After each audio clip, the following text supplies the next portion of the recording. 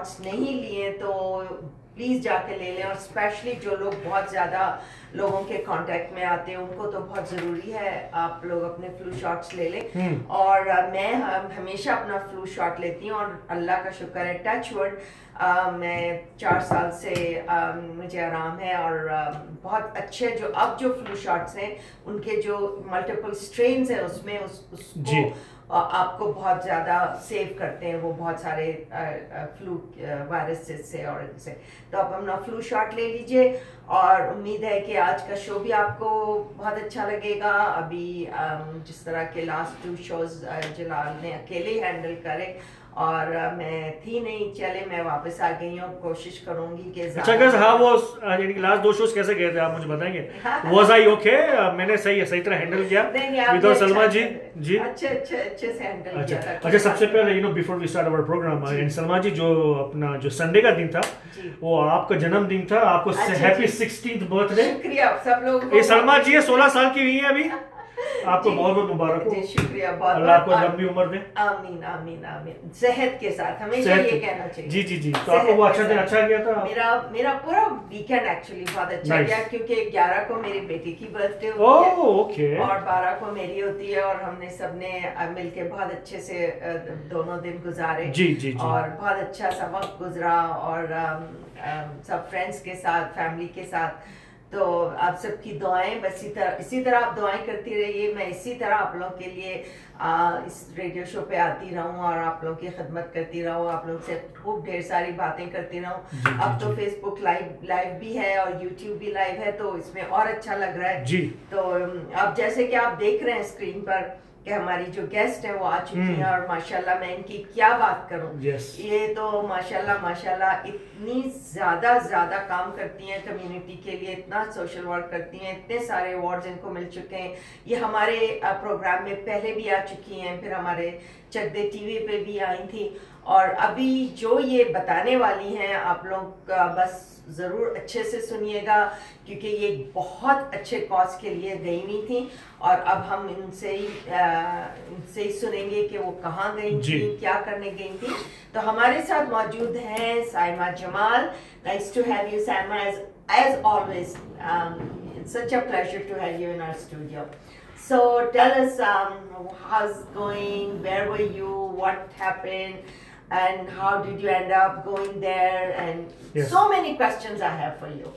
You know, first of all, I just wanted to say, every time I come to the studio, no matter how cold it is outside, the warmth that Jalal and Salma gives me warms me up inside out. I mean, you just have to feel it through that whole Facebook Live, through the whole radio, to feel that warmth coming in, because these two individuals, every evening they light up our airwaves with guests that are local, that are doing things, and I cannot tell you what a big difference Salma and Jalal is making in our community. So for that, thank you guys, and especially to them. I also wanted to wish them Diamond Jubilee Mubarak. Yes.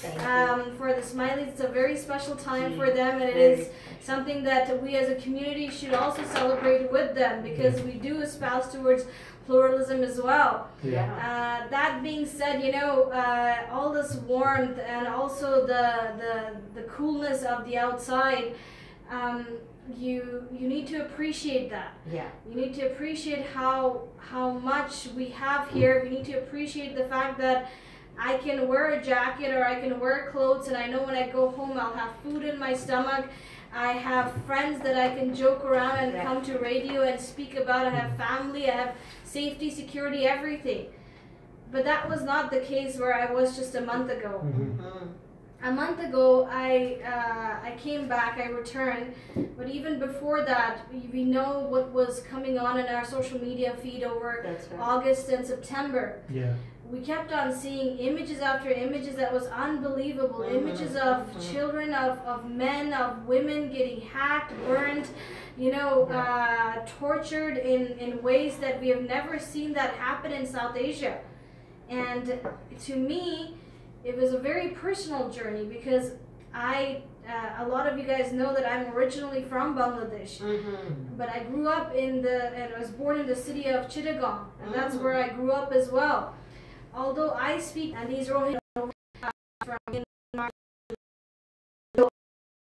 you, Saima. I just want to, for our listeners and viewers, can you tell us the geography of Sure. Yeah, how far it is and what's the location? Because lots of people are not aware of it. You know, Myanmar is situated right beside Bangladesh. Okay. It's surrounded by Bangladesh, surrounded by India, surrounded by Thailand on the other side. Okay. And it's got this 60 miles border with Bangladesh that it divides it by the Naf River. Okay. It's a big river, but that's the river that these refugees had to cross to come or to walk to Bangladesh. It's as we've been seeing what's going on. Christians, you know, Buddhists, and then these crazy, horrifying Buddhists that are doing to this. They're doing this completely unarmed people. You know, there is a way to fight. You know, there's a war. There's two factions that are fighting. You know, there's a good guys or bad guys depending on who you're supporting. But then, you know, there is some sort of a balance. There's maybe some arms on one side. But think about this side. This group for over hundreds of years they're living in Myanmar. They came under the British rule, and since then, when the British gave independence.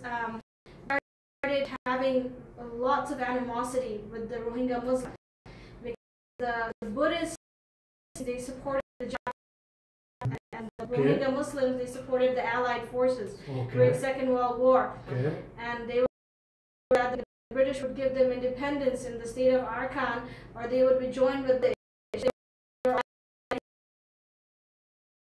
but the British to make the Burmese happy. They gave Arakan to them, but these Bengali Muslims as their brothers, as their people in one state, and so they started singling them out just because they were of a different race, a different religion, they spoke a different language. So imagine, you know how we hear a lot of things about Islamophobia, you know, in our sea trains and the malls or whatever.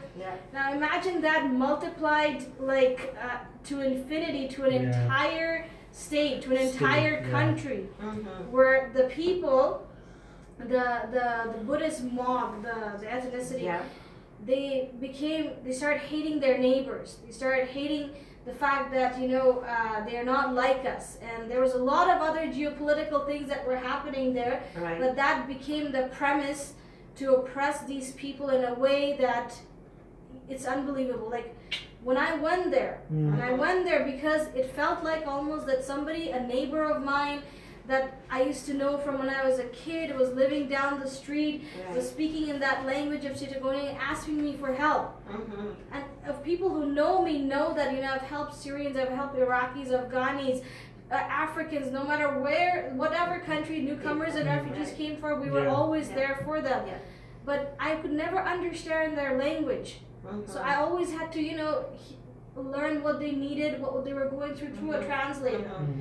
But this was first time I could understand directly what they were saying, and you couldn't sit anymore. You couldn't look at yourself in the mirror and just say that, you know what, I'm just gonna give this money to, you know, Red Cross or volunteer for a fundraiser, and I can clean my hand and that's it, I'm done. I couldn't do that anymore. I couldn't answer back to Allah that, you know, I have done everything I possibly can to save these people. So that's why I said, you know what, I'm gonna go. So I know the language. You know the language, and you could one-to-one basis. Exactly. You could I their grew needs up there. were, But then you also have to understand, I didn't go back to Bangladesh for 10 years. That's how long it has been that I was out from that country, because my mom is here, my brother is here, my family, my life, my job, my everything. I don't really have any, you know, roots left over there. So I realized that I needed my mom to come. So I don't know how many humanitarians dragged their mom along with them, but I did. I mean, I needed to do that because of the finances, because of the fact that my mom is the biggest money saver I've ever met. She can bargain the hell out of anyone. So if you take $10 and you go somewhere, she can stretch that money. She can bargain with every shopkeeper, taxi driver, anything you can imagine just so that you can get the more value, so that you can give more to the Rohingyas. Wow. And I could have sent it just to anybody. But I grew up there and I know how corrupted that country is too. I know that, you know, you'd be lucky if even 10% of anything that I sent would really go over there.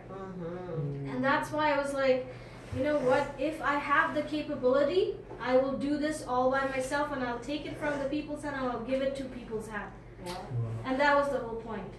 And of course, you know, you are like in family as well here. It's not that easy someone to leave a family and go there. Right. And of course, you know, we saw your pictures, you were in the camp there. So you tell us about the camp, you know, about their So what was their main, like traveling through the river, or they were doing through the land? What was their main crossing was happening? So the Naf River, they had to cross to come. So, but even to arrive at the Naf River from the villages, they had to walk and walk for like 10 days. 10 days? They were walking, they were eating banana leaves, they were eating whatever they could find in the jungle just to sustain themselves. And remember, these are not just normal people walking through 10 days. These are people that as they were fleeing, they were being shot at, they were being cut with the machete, they were being beaten up, their villages were burned. These are very traumatized and injured people that were leaving. This wasn't just normal, healthy people going, so they were carrying their injured. And as they were going, they had to go through an entire border of landmines. Wow. So people were getting blown as they were going, stories after stories of people getting blown. So through all of that, as they arrived in the river, there were people completely extorting them, you know, 20,000 to cross the river. Something that might be costing just 1,000 or 2,000 in their currency. So, and they were crossing, they would come over, and on this side, there'd be people, before the rest of the public got to know, it would just be locals. They started taking advantage of them. They were trying to cross sometimes with their cows, with their whatever, you know. Not everybody was poor there. Some people had money, some people had their jewelry, their livestock, you know. And everybody was extorting them and saying, oh, now you need Bangladeshi taka, you need their money. So here, whatever you have, sell it to us at the price of water, and then we'll just give you this so you can walk from the rest of the end of the river to the camp. So imagine how much they had to go through. And here I arrive in the camp. And the camps are in the southeast corner of Bangladesh. Very remote.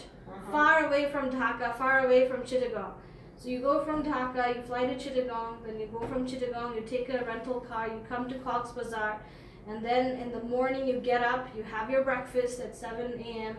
At 7:30, 8 o'clock, you're out of your hotel. You get into your rental car, and then you're driving. You drive. You pass Teknaf. You go to this place called Ukhia, very close to Teknaf. It takes about 2.5 hours if you get light traffic, you know. And then you get off. And then you see right when you're entering that area, 10 kilometers of refugees walking left, walking right, aimlessly, just women and children with aid in one shoulder and a kid in one shoulder, you know, somehow just going aimlessly looking for aid, you know. And it was an unforgettable scene. And the thing is, the whole floor, the roadside, they were littered with clothes. And just like, you know, when Syrian refugees came to Canada, there was a lot of people that would start saying things like, oh, we're bringing in terrorists, we're bringing in things that are big burdens to our Canadian society. Just like that, there were Bangladeshis that were criticizing them, why aren't they taking these clothes? Why are their clothes littered all over the floor? You know, and the thing is, they didn't understand is that the Burmese people didn't dress up like the same way as the Bangladeshis. Bangladeshis, they were sari, shalwar kameez, you know. The Burmese, they were wearing this wrap skirt, and then they were a blouse, small blouse. Very different clothes and so they were getting clothes that was very different, and even if they could take, they would take 2 clothes because they didn't really have anywhere to store tons of clothes. And Bangladesh being a land of garments, that's the first thing that people were giving out was garments. You know, it was an easy thing. Even in here, the first thing we give out when we're clearing out is clothes, right? So that also, I was talking to Bangladeshis there, and I was amazed by their generosity. You know, from businessmen to small shopkeepers to schools to colleges, universities, everybody was coming out to donate. But there were still feelings that, okay, Saima, who are you helping? I would walk into gatherings and they tell me, you know that these are all drug dealers and smugglers that the government has let in. I'm like, what do you mean drug dealers and smugglers? These are people in the city that I would go and talk to. I said, did you see them? Did you talk to them? 70% were all women and children. I couldn't believe, like 70%, where is the men? You sit and wonder, like, what did they do to them? If it's all these women and children and old men that are walking in, because they're killing the men, they're not letting them enter. So it was crazy, and this is another thing that the Burmese military was putting out as a propaganda. You know that Rohingyas, all of them are smugglers, and you know, don't trust them, they're dangerous. So just another way of ethnic cleansing. So how were you able to help them in like, what was your role there? How did you do things? How would you manage all this after all this chaos? How did you do? Alhamdulillah, thank God, by the grace of Allah, we were finally able to reach our goals of giving about over $45,000 Canadian. I mean, I am not part of any organization. I'm just a person on my own. I told myself I'll raise as much as I can and I'll do whatever I can. So that being said, I started by making connections with a Sadiq Foundation volunteer group, just like the one that I run here, the Syrian Refugee Support Group. Started teleconferencing with them morning, night before I left. So when I arrived in Chittagong, I connected with them, took their volunteer, and he showed me where all the camps, the deep, dark, like the interior camps were, not the ones right beside the road. Because we wanted to give to the camps where the aid wasn't reaching at that time. So, and it was amazing that when I went there,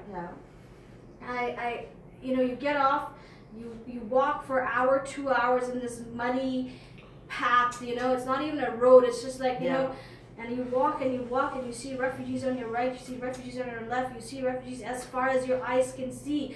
And it's this strange camaraderie when you keep on walking with them. It's almost as if like you are them, you know. You can feel the sweat, the heat, the trauma that they have gone through, and then they're beautiful kids that have they give salam to strangers. And Bangladeshis don't do that, you know, because Islam is always a religion of like, it's the majority, they don't think about giving salam to strangers. These little kids would go assalamu alaikum, you know, assalamu alaikum, and it was just beautiful, you know, hearing them just greet you as a stranger, and you have to return the, you know, the greeting back, and then you keep on walking.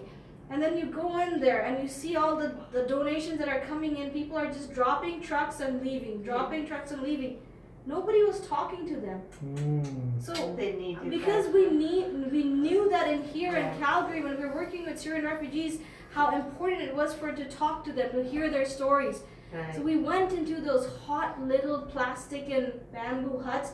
We sat down. It would shock them first that what is this foreign looking person doing inside our huts, but when we sat down and we asked them, started asking questions, started saying hello, they would passionately, angrily, emotionally tell you what happened to them.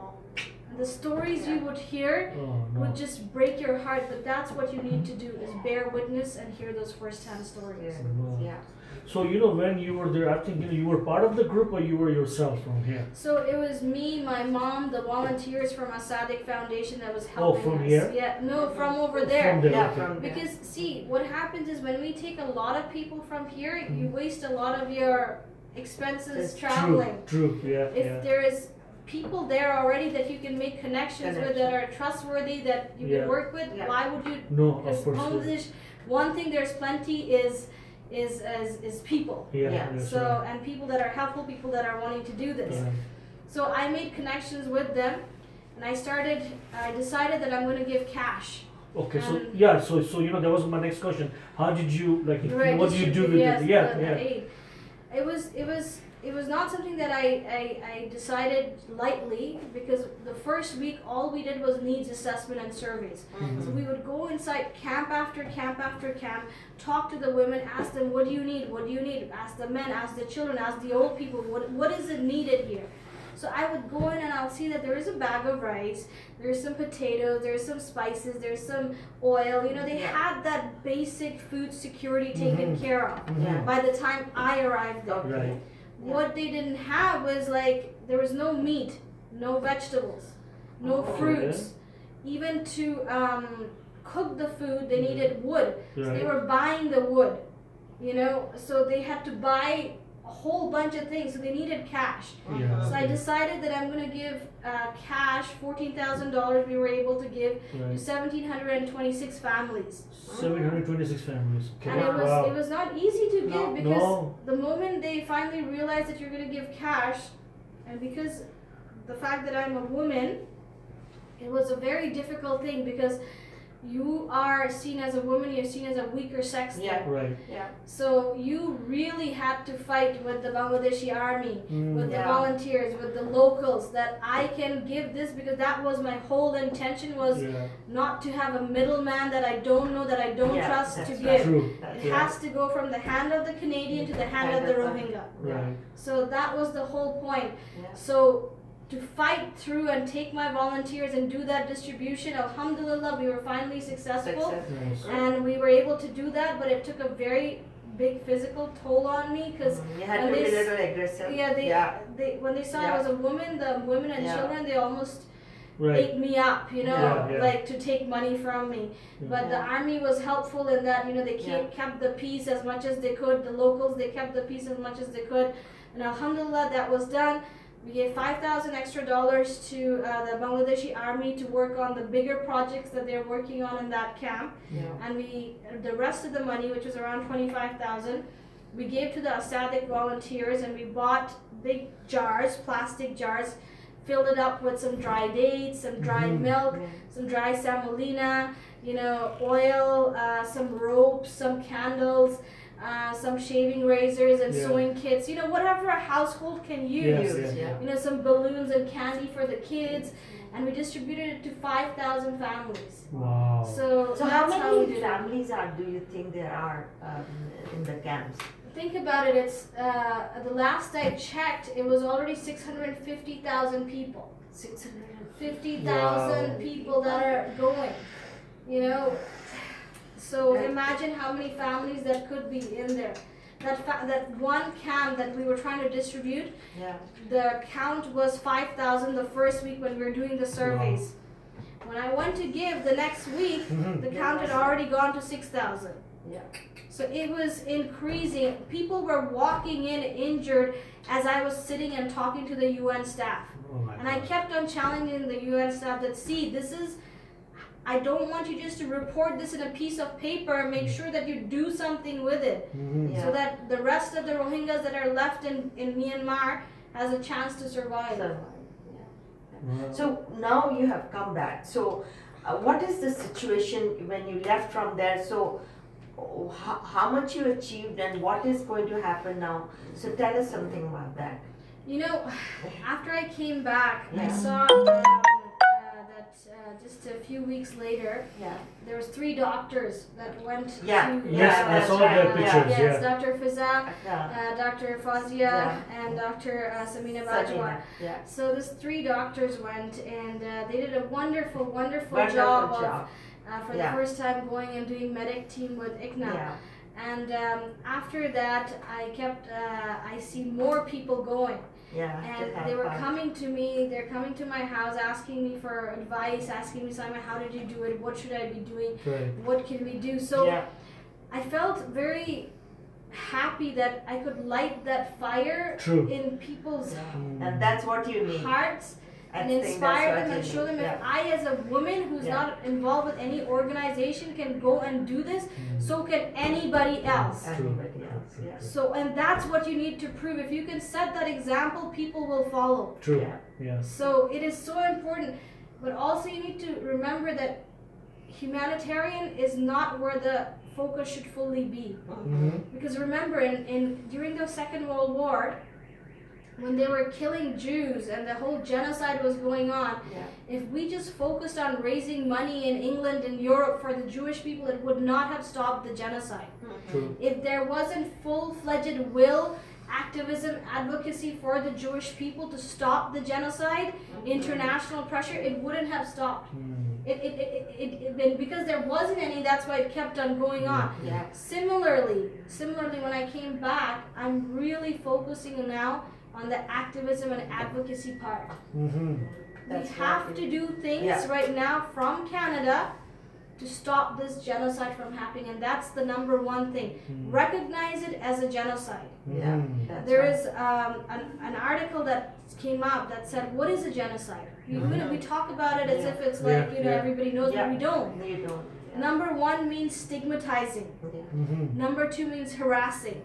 #3 means isolating. #4 means systematically weakening. #5 is mass annihilation. So if you look at these 5 steps of genocide, this is exactly what the military junta of Burma is doing right now. But we need to have our Canadian government encourage them that there is a framework to recognize genocide. You don't have to wait for the UN to call it a genocide to follow their example. Call it what it is. I was so happy when I heard that Justin Trudeau announced that we're going to match the donations, dollar for dollar, before November 28th. I just got invited to Thunder Bay, Ontario, to go speak at their fundraiser next week. And it's going to be my first, out of the town speaking in out of Calgary on this issue. So I'm really looking forward to that. And so you can see the ripple effect of one person's work in one city can have reverberating effects all over Canada. So, and that's what each one of us need to do. It doesn't have to be Saima Jamal doing this. It can be Selma, who's a full-time mom, and she's working and she's right here in the radio. It could be Jalal. It could be anyone. You're right. You have your own network. You can easily raise $10,000. But you can also write to your MP. You can also call them and ask them, can I please come and just meet me for just half an hour? Give me just half an hour. I want to just sit down and talk to you about my concern of this active genocide that's happening. There's not a single CNN, BBC, NBC, any journalist international over there. How is that possible?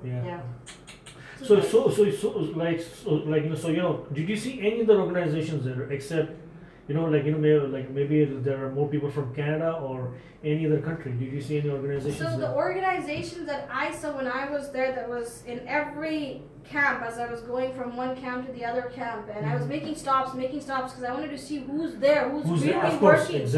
And because I'm not shy, I can strike up a conversation very easily with these organizations.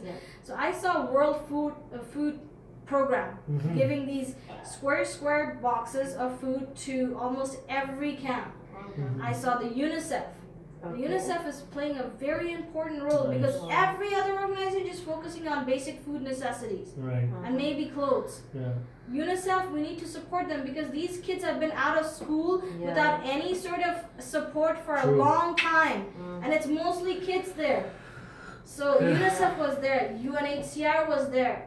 There was Doctors Without Borders. There was Turkish organization. There was USAID there.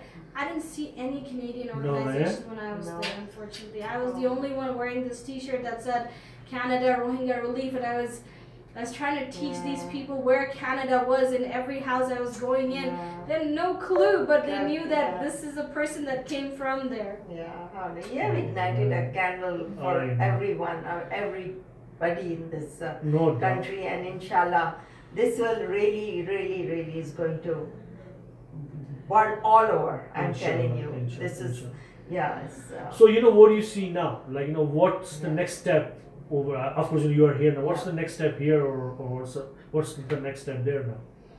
Next step here right now is we have created a national network of activists and advocates that are working to stop this genocide from going forward. We're having teleconferences every couple of weeks from Halifax to Ottawa to Toronto to Montreal to Saskatchewan, Winnipeg, Calgary, Vancouver.